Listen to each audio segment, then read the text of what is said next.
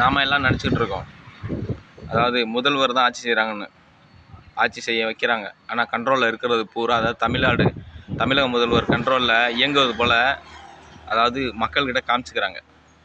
ஆனால் இந்த தமிழ்நாடு யாருடைய கண்ட்ரோலில் இயங்கிட்டு இருக்குன்னாங்க, அசோகரின் 5 மனைவிகள். அது மட்டும் இல்லை, ஒட்டுமொத்த திராவிட மாநிலங்களும் அசோகரின் 5 மனைவிகள் இருக்காங்க இல்லையா, அந்த 5 மனைவிகளை வச்சு தான் இயக்கப்படுது. தமிழ்நாடு குறிப்பாக அசோகர் 5 மனைவிகளை வச்சு தான் இயக்கப்படுது. அதாவது அந்த 5 மனைவிகள் இருக்காங்க இல்லையா, ஒன் பை ஒன்னாக, அந்த 5 மனைவிகளும், அதாவது ஒவ்வொருத்தரும் ஒவ்வொரு வருஷத்துக்கு கண்ட்ரோல். தமிழ்நாடு வந்து ஒவ்வொரு வருஷத்துக்கு ஒவ்வொருட கண்ட்ரோல்.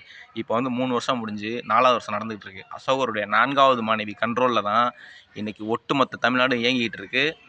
அதாவது சில சட்டத்திட்டங்கள், நிறைய விஷயங்கள் நடக்கிறதுக்கு காரணம் அசோகரின் 4வது மனைவி அவங்க கண்ட்ரோலில் தான் இன்றைக்கி இயங்கிக்கிட்டு இருக்குது. அதை என்னால் உறுதியாக சொல்ல முடியும். இது சாதாரண விஷயம் கிடையாது.